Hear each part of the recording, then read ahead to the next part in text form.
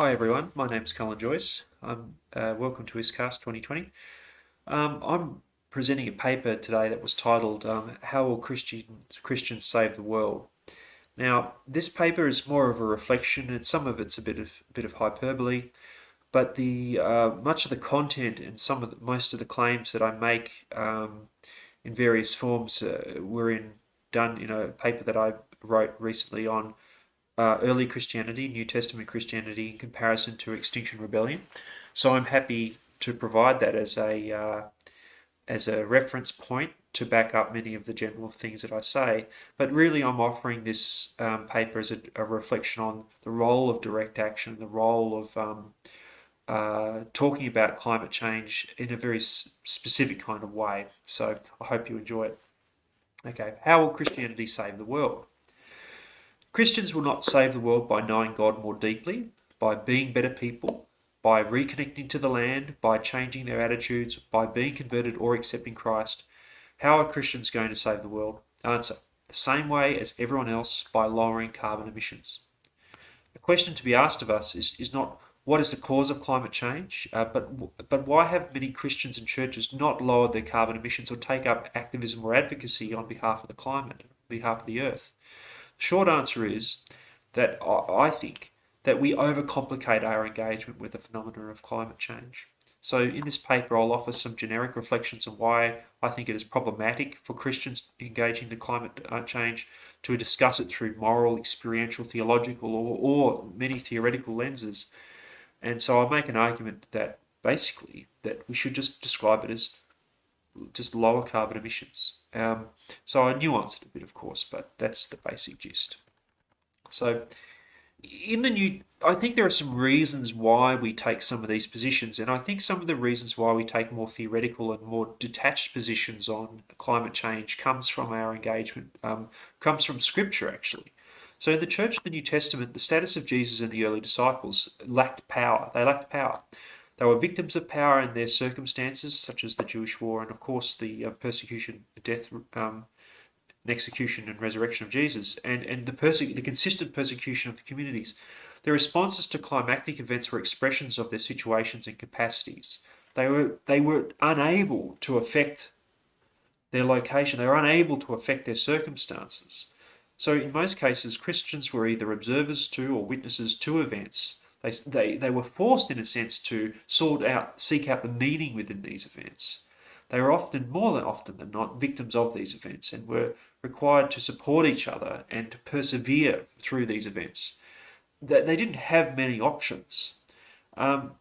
These approaches influence us today in several ways. I think that the Christians retain a sense that the Christian is innocent of causing the events that affect them. There is also some detachment from and a preference for sitting outside of events, and a disposition toward acting passively in relationship to these events. There's also a preference for examining the meaning of events for examining, looking toward the meaning of events, which is, I'll say, is not actually always a very good thing, and a preference for explaining concrete events using an abstract order, such as morality, God, or causes, etc. And I think in this particular case of climate change, these types of approaches are extremely problematic because it overcomplicates what to some extent is a question of mathematics.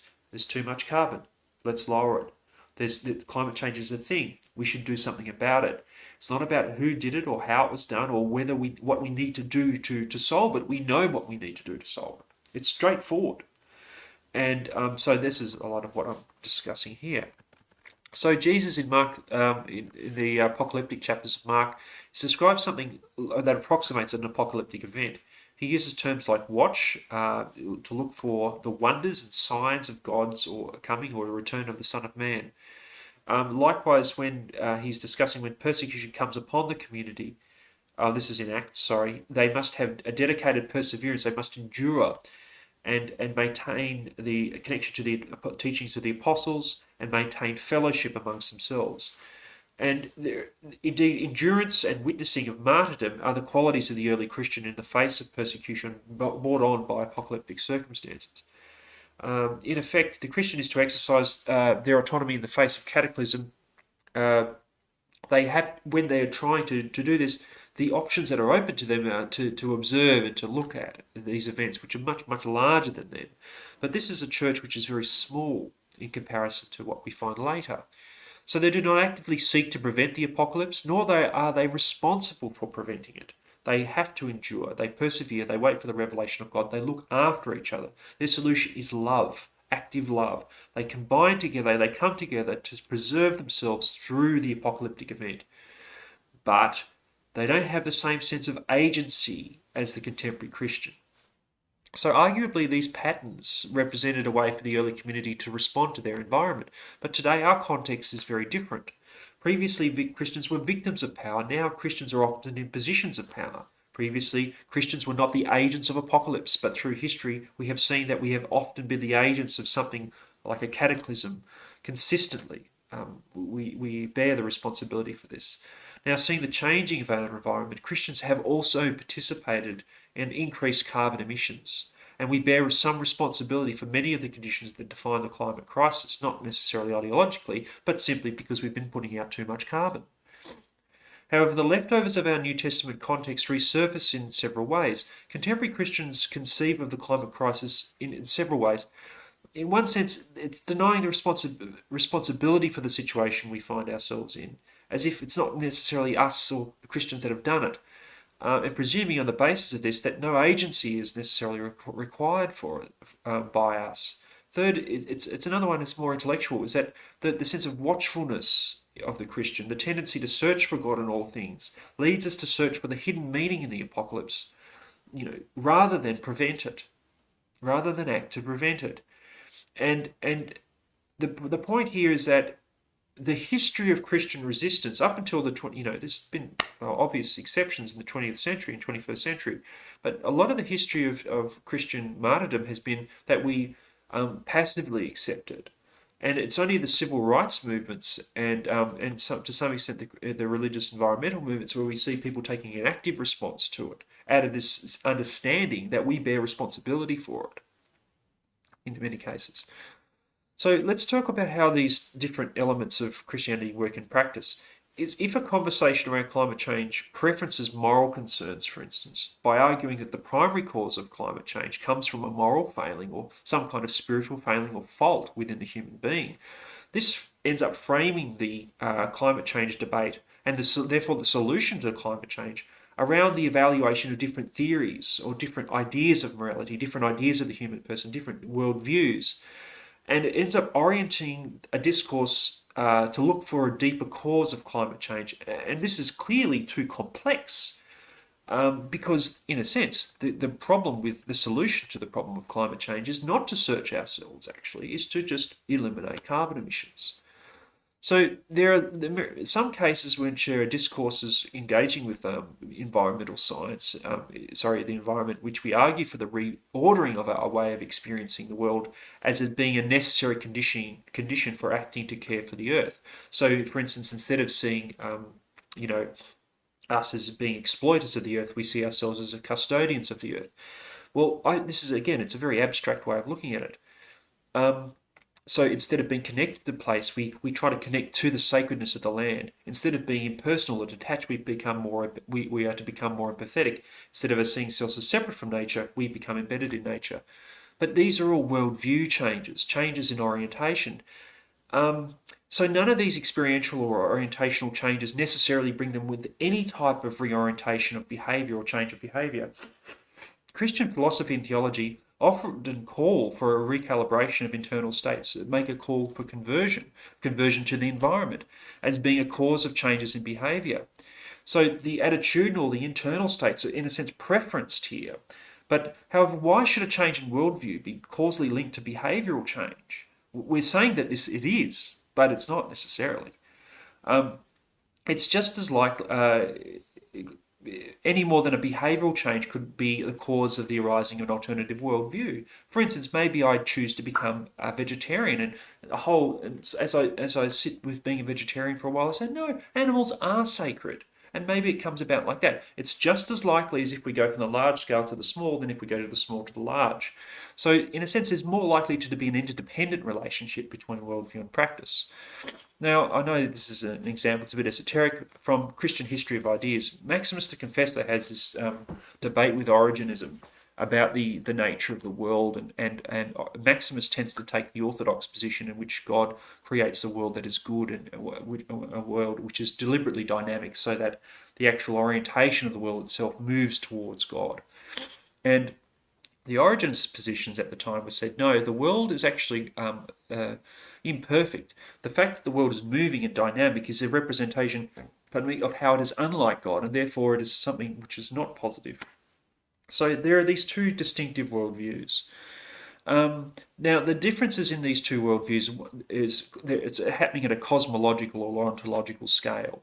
So it didn't necessarily have any attitudinal consequences immediately on being described. It ended up having some attitudinal consequences. But initially, the difference in worldview brought with it no particular phenomenology, for instance, no way of describing how a person interacts with the experiences as they are occurring.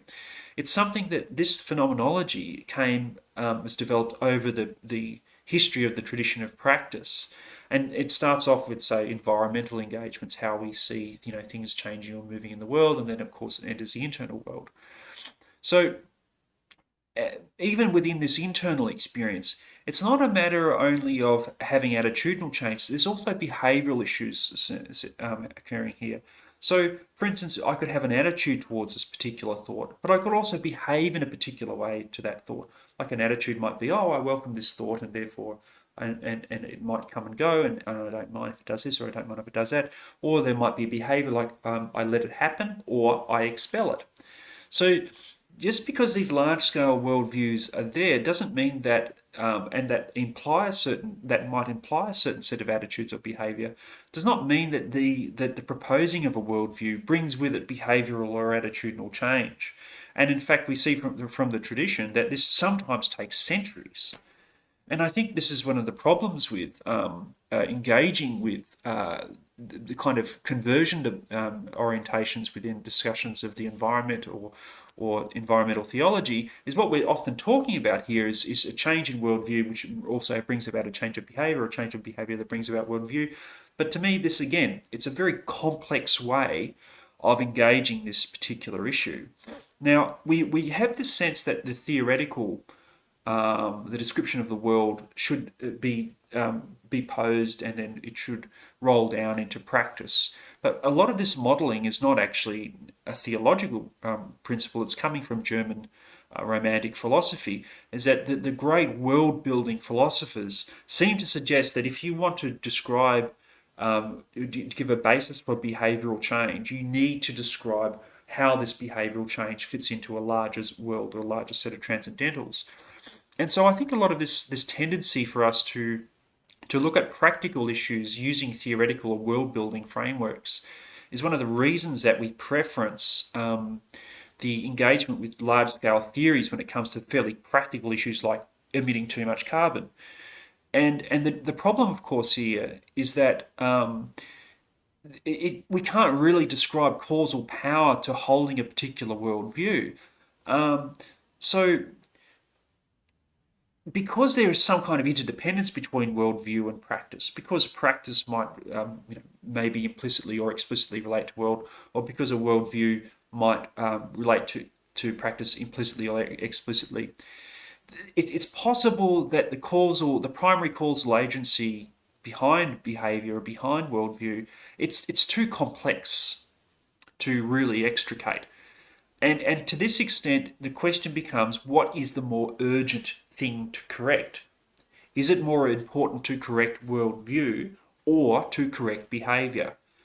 And clearly, within the case of climate change, the more urgent thing is simply stop carbon emissions. That's the point that I'm trying to make here, and to really propose a challenge to types of approaches, Christian or philosophical approaches to the climate change debate, which preference the engagement with theoretical or even moral or abstract structures. So then the answer to climate change is not the adoption of a different worldview. It's not the adoption of a different attitude. It's not going to adopting a different attitude is not going to help us here, because there's no necessity that adopting a different attitude will actually lead to behavioural change. Climate change is caused by carbon emissions, by putting too much carbon out, and framing it in that really narrow sense means that the solution to it is simply to reduce carbon, to reduce and draw in carbon. And to that extent, it focusing on that particular essence, that particular phenomena is helpful here, because it just says, okay, look, there's a whole bunch of these extra things that maybe support what we're trying to do, maybe support holding a particular opinion or doing this. But the thing is, these opinions and these approaches mean nothing except if the carbon emissions aren't lowered. And I think here there's also a point that I'll come to a little bit later, and I'll develop a little bit, is that behavioural change can be the basis for a worldview change too. So I'll talk a little bit about that there. But the scriptural precedence for this particular approach is that sometimes we read discipleship, I think, a bit backwards. We examine the initial choice, say when Jesus calls Peter and his friends at the lake. It says, come follow me. And we read back into these guys the faith in the resurrection. So we take the faith that Peter and others had during the resurrection. We often say, okay, well, this is the same kind of thing that was present when they decided to follow Jesus. But that's not the case. The disciples don't have a conversion experience when they first meet Jesus. It takes a long time. They might have recognized something special in him, but it takes a long time, maybe 2 or 3 years, before they really develop something what we might call a faith in Jesus, a faith in Christ.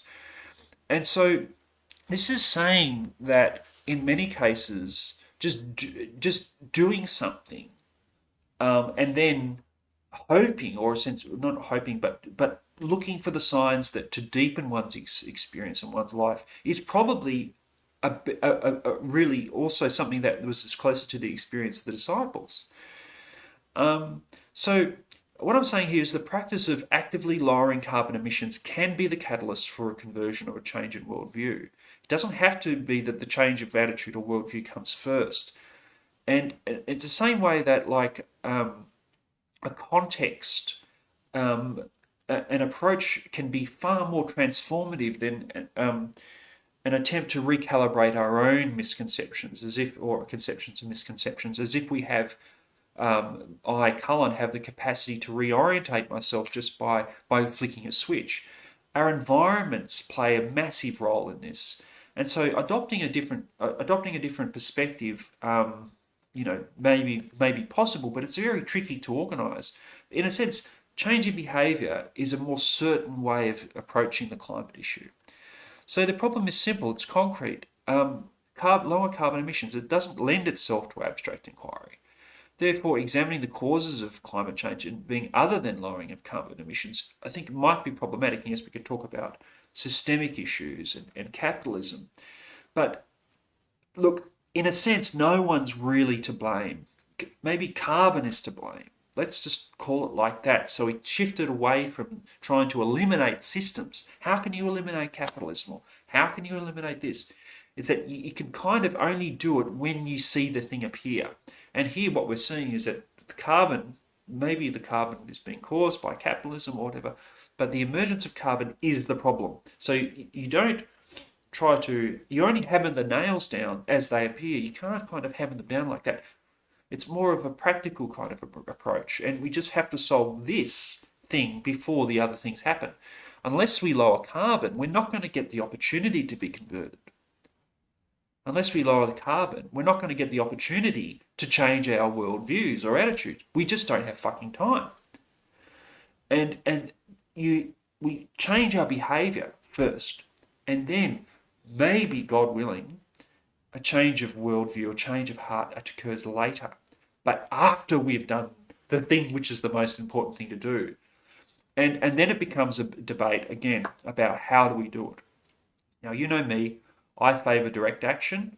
I feel that, like, because governments and businesses don't seem to be taking sufficient responsibility, that Extinction Rebellion and other groups actively use a form of direct action or mass civil disobedience, non-violent direct action, non-violent civil disobedience, to try to stop business as usual, the business of as usual, which has been the cause, in a sense, of the emergence of such massive volumes of carbon. And so it becomes a debate about, well, how is it that we lower emissions? Not about what the cause of climate change is. We know what the cause is. And now it becomes, well, what should a Christian do in order to save the world? Direct action. I don't know. Um, I can't remember the term. Getting rid of our coal assets. Divesting from coal or high carbon industries. That might be another good thing too. But I think that the main point that I'm trying to make here is to focus our engagement with the climate crisis as Christians not on trying to identify abstract causes or abstract engagements with the issue, but really talk about solution-based approaches to limiting the amount of carbon that our communities um, uh, generate, and that's as simple as that. I guess in that sense, it's not a controversial thesis, but I'm really arguing here that we have to look at our approaches as philosophers and theologians and say, is the approach that I'm taking going to actively prevent the carbon from rising or not? And if it's not, then we're going to have to think about whether or not what we're doing is actually going to help at all. And I think that's the challenge, emergent challenging for us. Apart from the fact that the government has just massively increased the cost of arts degrees, is that, well, why are we here? What are we doing? What are we doing with our time on Earth? And it's a very confronting question. So look, I hope you've enjoyed it. I hope this is an interesting discussion point. You see that I have a very particular angle on it, but I look forward to having a discussion with you, and I welcome criticisms. I know that this has been a bit haphazard, so I hope that you've enjoyed it. Many thanks.